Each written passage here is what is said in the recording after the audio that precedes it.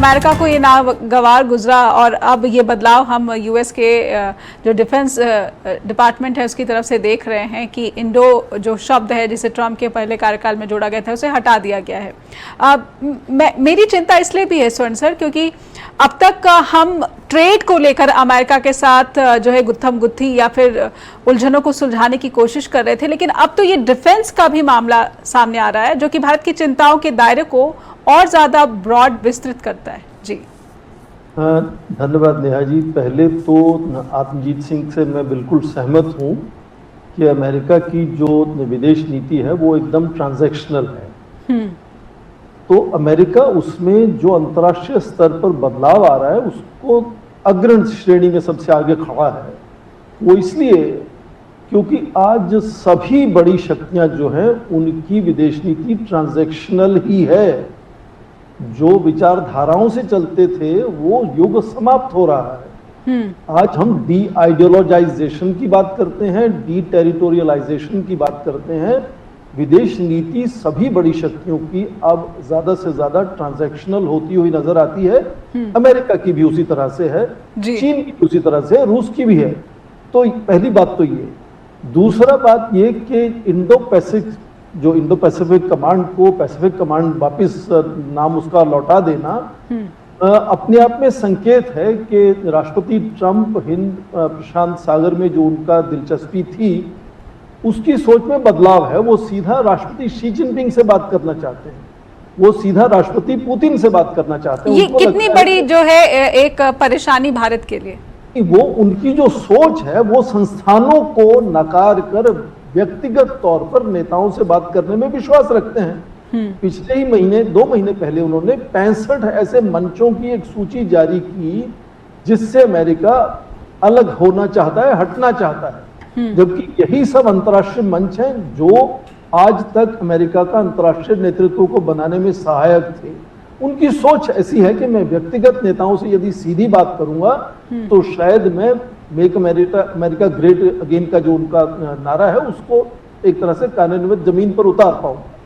और एक छोटी सी तीसरी बात आपके श्रोताओं के लिए शायद ये समझाना जरूरी होगा, शायद कुछ लोगों को नहीं ये समझ होगी। इंडो पैसिफिक में इंडो का भारत से कोई लेना देना नहीं है। मैं दोहरा दूं इस बात को। इंडो पैसिफिक जब हम कहते हैं तो उसमें इंडो शब्द का भारत से कोई भी लेना देना नहीं है। वो हिंद महासागर की बात करता है जिसको प्रशांत महासागर के साथ जोड़कर वो देखता है। एक तरह से हिंद प्रशांत को इंडो पैसिफिक वो कहते हैं। तो ये सीधा कटाक्ष वो भारत पर नहीं है, हाँ क्वाड पर कह सकते हैं क्योंकि क्वाड को धीरे से हमने देखा है कि उतना ज्यादा राष्ट्रपति ट्रंप ध्यान नहीं दे पा रहे हैं। ये जो क्वाड्रिलेटरल सिक्योरिटी फ्रेमवर्क 4 देशों का है और उसकी चिंता तो उनके जो एलाइड हैं, मिलिट्री एलाइज जो हैं, जापान है, ऑस्ट्रेलिया है, उनको ज्यादा होनी चाहिए। भारत का तो मिलिट्री अलायंस भी नहीं है। क्वाड में भारत ही अकेला देश है जो मिलिट्री अलाइज नहीं है। साउथ कोरिया को चिंता होनी चाहिए कि ये हिंद प्रशांत सागर के यदि पूरे क्षेत्र से अमेरिका के राष्ट्रपति का ध्यान हट रहा है और उनका ध्यान आज अलग अलग युद्धों में घुसा हुआ है कि नेतन्याहू पर किस तरह से रोक लगानी है, ईरान कैसे खत्म करना है, यूक्रेन युद्ध का क्या करना है। तो युद्धों में उलझे हुए राष्ट्रपति ट्रंप को ये जो भूराजनीति का जो एक सोच है उस पर ध्यान देने का समय नहीं है उनके पास। तो इसलिए मुझे लगता है कि वो कोशिश शायद कर रहे हैं कुछ संकेत देने की। तो वो अपने देश के हित के लिए वो क्वाड को भी जो है वो नजरअंदाज कर रहे हैं और भारत को भी कहीं ना कहीं जिस भूमिका को बहुत ही महत्वपूर्ण और हाईलाइट करने की कोशिश पहले टर्म में दिख रही थी, अब उस भूमिका को जो है कहीं ना कहीं अब शायद ठंडे बस्ते में डालने की कोशिश। या मैं प्रोफेसर स्वर्ण सिंह से यही समझ लेती हूँ, इस वक्त पाकिस्तान को जिस तरीके से उसकी कूटनीति की वाहवाही हो रही है ये भारत के लिए बहुत ही एक बड़ा मुद्दा है। और पाकिस्तान और चीन अगर अमेरिका का फेवरेट, जिस तरीके से ये जो डेवलपमेंट सामने आ रहे हैं, इंडो पैसिफिक का ही एक आप डेवलपमेंट देख लीजिए, वेस्ट एशिया में आप पाकिस्तान के रोल को देख लीजिए, भारत के लिए बहुत बड़ी चिंताएं और अमेरिका के साथ जो हित जुड़े हुए हैं वो तो हैं ही। इस वक्त क्या भारत भी तमाम जो ताकतें अब उभर रही हैं या फिर एडजस्टमेंट कर रही हैं उसमें भारत पिछड़ता हुआ दिख रहा है?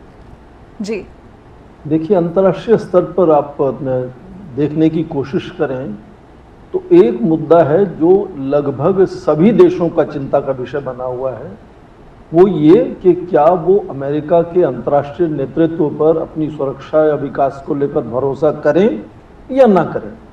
ये चाहे उनके यूरोपीय देश जो दोस्त हैं, हिस्सेदार हैं, नेटो के अलाइज हैं, उनकी बात हो या फिर वो खाड़ी के देशों में इस तरह की बात हो, तो लगभग सभी देश जो आज तक अमेरिका के साथ जुड़े हुए थे, वो उनमें एक नई सोच शुरू हुई है कि क्या कुछ दूसरे विकल्प हैं जिससे अमेरिका पर निर्भरता को कम किया जा सकता है।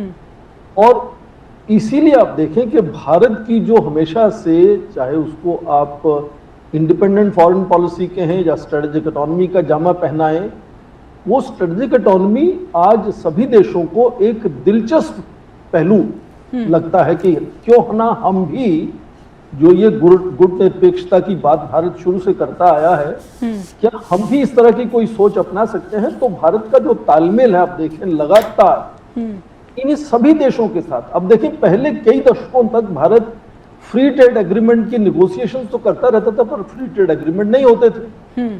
अभी आपके न्यूजीलैंड, ऑस्ट्रेलिया से लेकर ओमान और पूरे यूरोपियन यूनियन के साथ, यूएई के साथ, कनाडा के साथ बात चल रही है।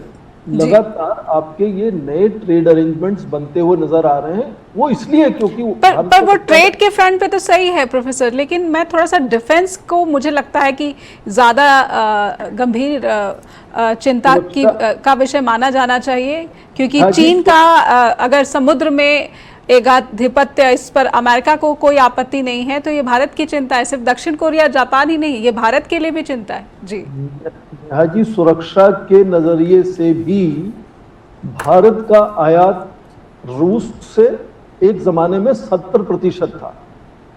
उसके बाद हमने डाइवर्सिफिकेशन किया भारत ने। तो आज आप देखें कि अक्सर अलग अलग सालों में कभी रूस के बाद इजराइल दूसरा सबसे बड़ा स्रोत होता है भारत के आयात का, कभी फ्रांस बन जाता है सबसे बड़ा स्रोत, अमेरिका नहीं बनता है। तो ये जो लगातार डाइवर्सिफिकेशन की कोशिश है, अब जो भारत का प्रधानमंत्री का दौरा यूरोप का हुआ, वो स्वीडन वगैरह गए, तो वहां भी क्या वो यूरो फाइटर की बात हम कर सकते हैं या नहीं कर सकते हैं। तो डाइवर्सिफिकेशन की तो बात है पहली। दूसरी बात, भारत के जितने भी आयात होते थे इस तरह के रक्षा सुरक्षा के उपकरणों के, पिछले 10 सालों से लगातार कोशिश है कि हम केवल आयात नहीं करेंगे, हम आयात इस शर्त पर करेंगे कि उसमें हम जो संयुक्त नवाकार से लेकर संयुक्त शोध से लेकर को प्रोडक्शन तक और एक्सपोर्ट्स। आप देखें कि जिस तरह से रशिया के साथ हमारा वो आपस में तालमेल बना और ब्रह्मोस क्रूज मिसाइल है जिसको हाइपरसोनिक बनाने की कोशिश चल रही है जी। तो भारत ने लगातार कोशिश की है कि आत्मनिर्भरता की और भी हम थोड़ी सी कोशिश करें। इसीलिए भारत के रक्षा उपकरणों का जो निर्यात है उसमें लगातार वृद्धि हुई है जी। तो ये रक्षा को लेकर भी, एक तो पहले मैंने ये कहा कि अलग अलग बहुत से देशों से तालमेल बनाने की कोशिश की भारत ने। क्या ये चीन की जो चिंता है उसके मुकाबले ये सही दिशा में बढ़ रहे हैं हम आगे, क्योंकि चीन का खतरा तो बना हुआ है बल्कि बढ़ गया है जी। चीन का वर्चस्व जो है, उसकी जो हैसियत है, वो बहुत तेजी से बढ़ी है पिछले कुछ दशकों में जी। जो रक्षा बजट है वो भारत के रक्षा बजट से 3 या 4 गुना है। तो जाहिर है कि उनका जो मॉडर्नाइजेशन का तरीका है, जो स्केल है, वो अलग होगा। और वो केवल जब वो हिंद प्रशांत महासागर में आते हैं तो केवल भारत पर ही नजर नहीं है उनको। यदि आप चीनी लोगों से बात करें या उनके जो विशेषज्ञ हैं उनसे बात करें तो उनकी नजर तो अमेरिका से है। वो उनको लगता है कि उनकी प्रतिस्पर्धा भारत से नहीं है, उनकी प्रतिस्पर्धा अमेरिका से है जी। लगातार जिस तरह से आज अमेरिका पूरे विश्व में छाया हुआ है, अपनी सेनाएं सब जगह उसने तैनात कर रखी हैं, तो क्या भविष्य में चीन भी ऐसा कर सकता है? यदि ऐसा चीन करेगा तो भारत को क्या करना होगा? भारत भी लगातार जितने भी पड़ोसी देश हैं, दक्षिण पूर्व एशिया से लेकर आप देखें पश्चिमी एशिया में अलग अलग देशों में हमारी भी लगातार तालमेल बढ़ी है। उनके भी जो पोर्ट्स हैं वहां हमारी भी योगदान लगातार बढ़ा है पिछले कुछ दशकों में। जी। तो अपनी जो विकल्प हैं देशों के पास, जो हैसियत है देशों के पास, उसी तरीके से देश आगे बढ़ने की कोशिश करते हैं। और यहां जी। तक पाकिस्तान की आपने बात की, वो जो पाकिस्तान ने किया है वो भारत कर ही नहीं सकता। जिस तरह से पाकिस्तान ने, यहां तक उनके प्रधानमंत्री राष्ट्रपति ट्रंप के साथ खड़े होकर वाशिंगटन डीसी में कहते हैं कि आपने पूरे दक्षिण एशिया की जनसंख्या को मौत के घाट उतारने से बचा लिया है। जी। इस तरह की भाषा भारत के कोई भी नेता से आप अपेक्षा नहीं कर सकते। जी। इस तरह भाषा भारत का कोई नेतृत्व तो कहीं भी इस तरह की बात करेगा तो वो उनको नोबेल पीस प्राइज दिलाने की बात करते हैं और वो मानते हैं कि मध्यस्थता राष्ट्रपति ट्रंप ने कराई है। तो यदि वो इस तरह की विदेश नीति से आगे बढ़ भी गए तो हो सकता है कि एक शॉर्ट टर्म में उनको दोस्ती का फौरी फायदा मिल रहा है। जी जी। पर लंबी दौड़ में उसका उनको कोई फायदा नहीं होगा। आप देखें कई बार ऐसा हो चुका है, खासकर अफगानिस्तान में जब संकट आया था कि बार बार अमेरिका ने पाकिस्तान को फ्रंटलाइन स्टेट बनाया और फिर नकार दिया, फेंक दिया। आप पहले कार्यकाल में राष्ट्रपति ट्रंप की भाषा देखें जी। पाकिस्तान को लेकर कितनी आक्रामक और कितनी खराब थी, तो ये भाषा फिर से वहीं जा सकती है।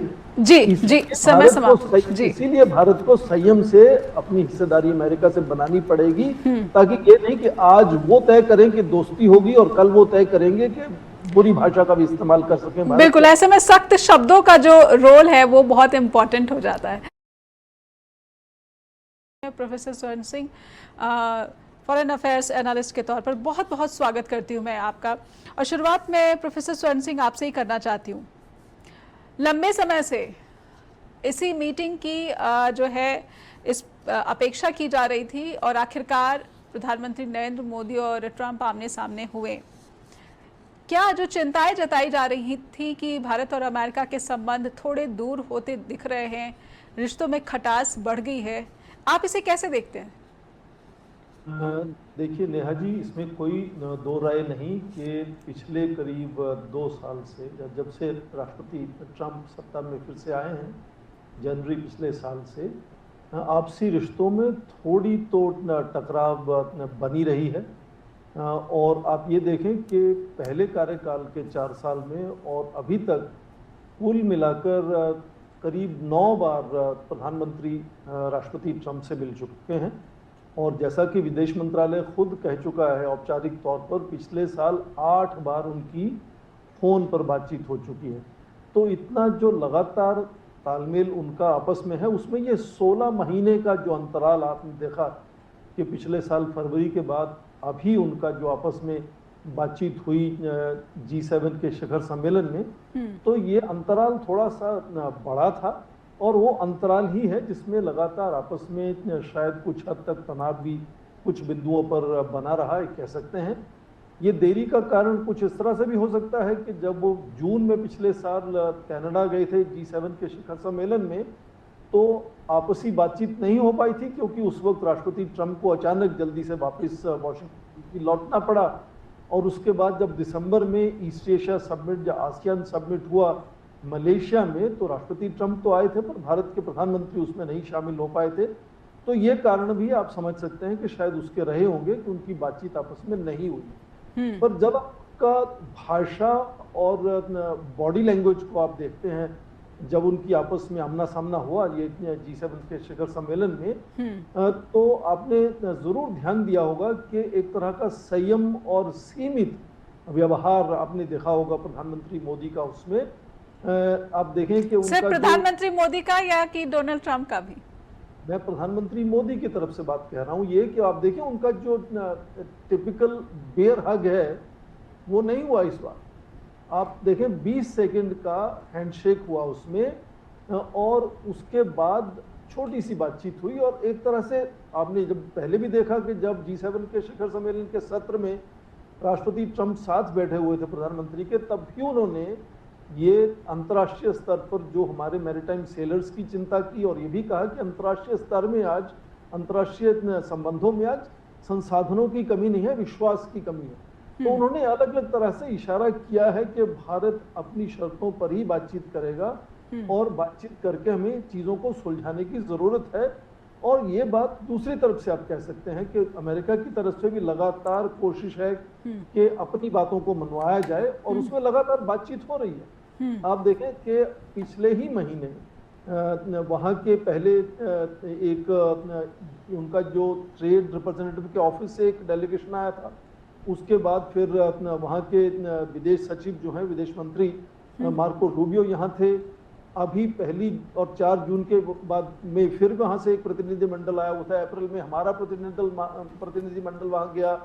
अब फिर से 22 से 24 जून को वहां के जो ट्रेड रिप्रेजेंटेटिव हैं वो खुद अपने एक डेलीगेशन को लेके आने वाले।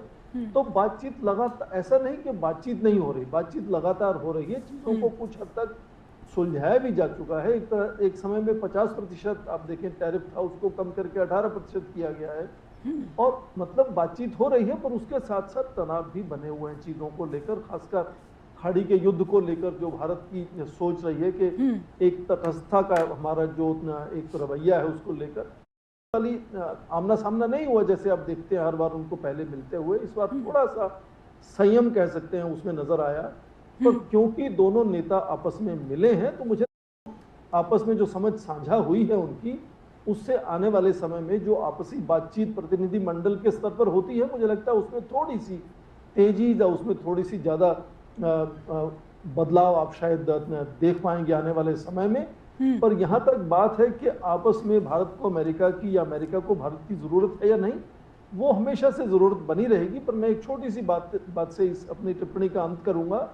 जब भारत सोचता है कि अगले 2 या 3 दशकों में 2047 तक हम कहते हैं $45 ट्रिलियन की अर्थव्यवस्था बनने की हम कोशिश कर रहे हैं, तो दूसरी बड़ी अर्थव्यवस्थाओं के साथ हमारा टकराव बहुत ही स्वाभाविक है।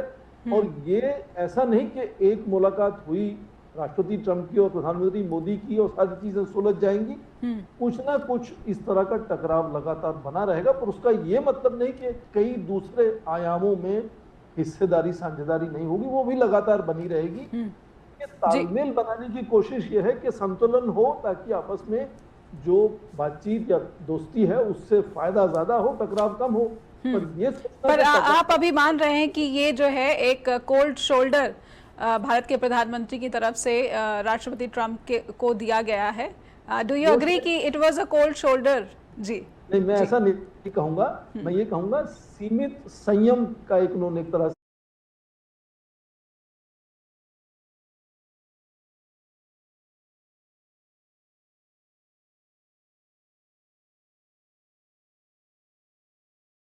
वहां एक तरह से अपना व्यक्तित्व पेश किया। जितनी पहले गर्मजोशी होती थी वो शायद अभी अपेक्षित, हगिंग एंड लाफिंग आउट, ये सब नहीं हुआ। जी, अपेक्षित भी नहीं थी, क्योंकि आप देखें जिस तरह से हमारे 3 नाविकों का जो मृत्यु हुई है, 3 हमारे जहाजों पर हमले हुए हैं, तो उसको नजर में रखते 140 करोड़ का जब नेतृत्व करते हैं प्रधानमंत्री, तो उनको वो ध्यान में रखना होता है। तो वो जो पहले का तौर तरीका था उसमें थोड़ा सा बदलाव आया, पर उससे ये नहीं कि दोस्ती खत्म हो गई। अपनी शर्तों पर बातचीत या दोस्ती बनाना चाहते हैं, ये संकेत हमने। पर इंडियन लाइफ्स जो है उसके बीच में उसकी महत्ता को देखते हुए प्रधानमंत्री नरेंद्र मोदी का इस तरह का बर्ताव ट्रंप के सामने, जो ट्रंप कहते हैं G7 समिट के दौरान वर्ल्ड लीडर्स वहां पर बैठे हुए थे, कहते हैं आई एम द बॉस। बेशक ये मजाकिया लहजे में उन्होंने कहा हो, लेकिन वो जताना नहीं चूकते हैं। जी, हम अपना मुख छिपा रहे हैं। मैं स्वर्ण सर से एक टिप्पणी ले लेती हूँ।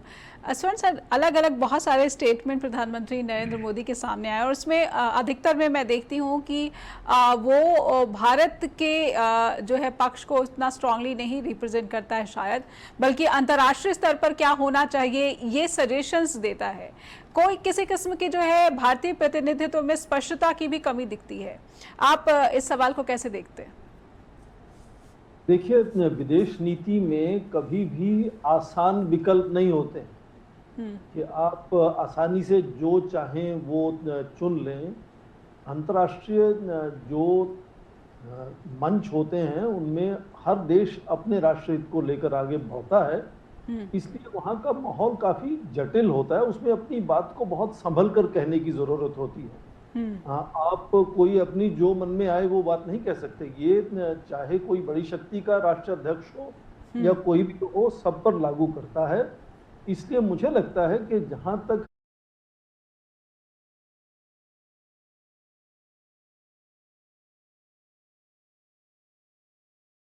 हम देखते हैं कि सीमित विकल्प हैं भारत के पास, उसमें भारत ने हमेशा से कोशिश की है कि जितने ज्यादा अलग अलग देशों में हमारी हिस्सेदारी बन सकती है वो बनाने की कोशिश है। अभी देखें कि जो ऊर्जा के संकट में भारत आज कच्चे तेल का आयात करीब 40 देशों से कर रहा है, तो ताकि किसी भी एक देश पर, पहले बात तो ये कि बहुत ज्यादा निर्भरता नहीं होनी चाहिए, चाहे वो रूस ही हो।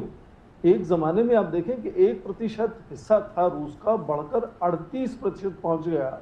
अच्छी बात है, और कम से कम ये मेरी सूचना नहीं है कि हमने रूस से तेल आयात करना बंद किया है। वो किसके दबाव में किया? वो बहुत ज्यादा कम कर दिया है, लेकिन जी बहुत ज्यादा भी कम नहीं किया, उसमें थोड़ा उसका जो है वो कम किया है रूस से आयात करना तेल का। और उसके साथ साथ दूसरे, हमने अमेरिका से भी तेल आयात करना शुरू किया है। तेल की जरूरत है भारत को, वेनेजुएला से भी आयात करेंगे जी।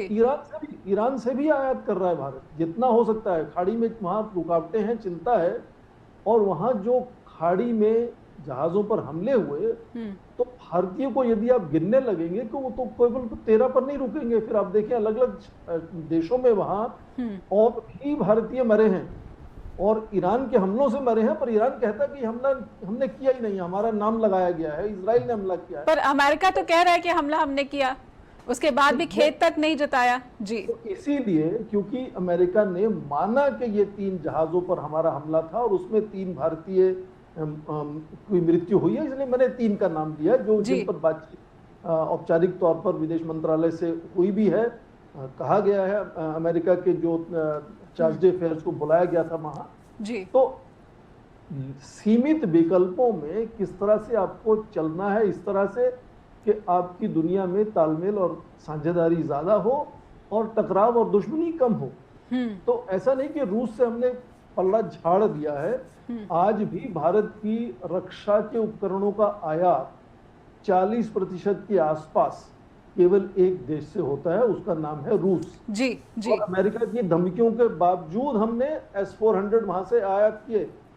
तो भारत को, मैं नहीं कह रहा हूं कि रूस से जुड़ने का मतलब है अमेरिका से नहीं जुड़ना, या चीन से जुड़ने का मतलब है, या सऊदी अरेबिया से जुड़ने का मतलब ईरान से नहीं जुड़ना है। भारत को आप खाड़ी के देशों में देखें, सऊदी अरेबिया से भी जुड़ा हुआ है, यूएई से भी जुड़ा हुआ है, इजराइल से भी जुड़ा हुआ है, ईरान से भी जुड़ा हुआ है। अब उसमें इतने अलग अलग देशों के साथ तालमेल बनाने में आपकी भाषा में बहुत सी सीमाएं आती हैं, और आप उतनी आसानी से जो मन में आए वो बात नहीं कह सकते। आपको सोचकर बात करनी पड़ती है, ताकि पर्पस क्या है, हमारा उद्देश्य तो है कि हमारे भारत का अपना जो राष्ट्र हित है उसको आगे बढ़ाना है, और उस कैसे बढ़ाया जाए, उसमें कब किसको दोस्त बनाना है, किसके साथ दूरी करनी है। इसीलिए मैं तो कह रहा हूं कि जो राष्ट्रपति ट्रंप के साथ प्रधानमंत्री मोदी की पहली मुलाकातें, आप उस पर बॉडी लैंग्वेज देखें, और इस बार बॉडी लैंग्वेज देखें, तो एक तरह से वो संदेश है भारत का कि सब कुछ ठीक नहीं चल रहा और कुछ कुछ चीजों को ठीक करने की जरूरत है जी। दोनों को करने की जरूरत है। तो जो ठीक नहीं चल रहा है वो अपने आप में बहुत ही जो है ब्रॉड इश्यूज है और सीरियस इश्यूज हैं।